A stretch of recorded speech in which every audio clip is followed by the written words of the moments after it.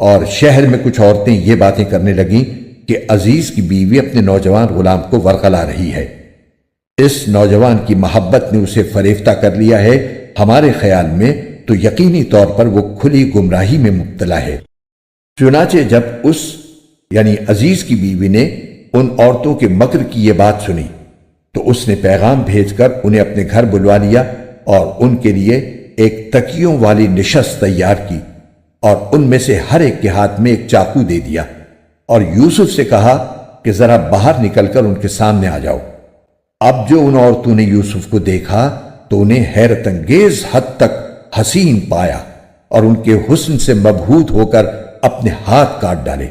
اور بول اٹھیں کہ حاشا للہ، یہ شخص کوئی انسان نہیں ہے،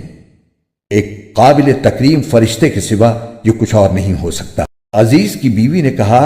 اب دیکھو یہ ہے وہ شخص جس کے بارے میں تم نے مجھے تانے دیے تھے۔ یہ بات واقعی سچ ہے کہ میں نے اپنا مطلب نکالنے کے لیے اس پر ڈورے ڈالے مگر یہ بچ نکلا، اور اگر یہ میرے کہنے پر عمل نہیں کرے گا تو اسے قید ضرور کیا جائے گا اور یہ ذلیل ہو کر رہے گا۔ یوسف نے دعا کی کہ یا رب، یہ عورتیں مجھے جس کام کی دعوت دے رہی ہیں اس کے مقابلے میں قید خانہ مجھے زیادہ پسند ہے، اور اگر تو نے مجھے ان کی چالوں سے محفوظ نہ کیا تو میرا دل بھی ان کی طرف کھنچنے لگے گا، اور جو لوگ جہالت کے کام کرتے ہیں ان میں میں بھی شامل ہو جاؤں گا۔ چنانچہ یوسف کے رب نے ان کی دعا قبول کی اور ان عورتوں کی چالوں سے انہیں محفوظ رکھا۔ بے شک وہی ہے جو ہر بات سننے والا،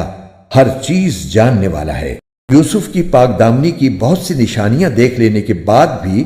مناسب یہی سمجھا کہ انہیں ایک مدت تک قید خانے بھیج دیں۔ آسان تیرے جی میم قرآن۔ مفسر مفتی محمد تقی عثمانی۔ سورت نمبر 12 یوسف، آیت نمبر 31۔ تفسیر: ان عورتوں کی اس بات کو مکر شاید اس لیے کہا گیا ہے کہ وہ کسی خیر خائی کی وجہ سے یہ باتیں نہیں بنا رہی تھیں، بلکہ محض زلیخا کو بدنام کرنا مقصود تھا، اور کچھ بعید نہیں کہ انہوں نے حضرت یوسف کے حسن و جمال کی شہرت سن کر یہ باتیں اسی لیے کی ہوں کہ زلیخا ان کو بھی دیدار کا موقع فراہم کر دے۔ ان کی مہمان نوازی کے لیے پھل دسترخوان پر رکھے گئے تھے اور چاقو انہیں کاٹنے کے لیے دیا گیا تھا، لیکن شاید زلیخا کو یہ اندازہ تھا کہ جب یہ عورتیں حضرت یوسف کو دیکھیں گی تو یہ چاقو بے خودی کی حالت میں خود ان کے ہاتھوں پر چل جائے گا۔ چنانچہ آگے بیان فرمایا گیا ہے کہ واقعی جب انہوں نے حضرت یوسف کو دیکھا تو ان کے حسن و جمال میں ایسی محو ہوئی کہ بے خیالی میں چاقو ان کے ہاتھوں پر چل گیا۔ بعض روایات میں ہے ان عورتوں نے جو پہلے زلیخا کو ملامت کر رہی تھی،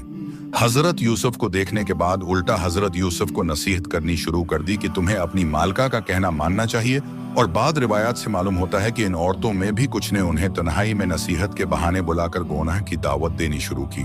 اس لیے حضرت یوسف نے اپنی دعا میں صرف زلیخا کا نہیں بلکہ تمام عورتوں کا ذکر فرمایا، یعنی اگرچہ حضرت یوسف کی بیگناہی اور پارسائی کے بہت سے دلائل ان لوگوں کے سامنے آ چکے تھے، لیکن عزیز مصر نے اپنی بیوی کو بدنامی سے بچانے اور اس واقعے کا چرچا ختم کرنے کے لیے مناسب سمجھا کہ کچھ عرصے تک انہیں قید خانے ہی میں بند رکھا جائے۔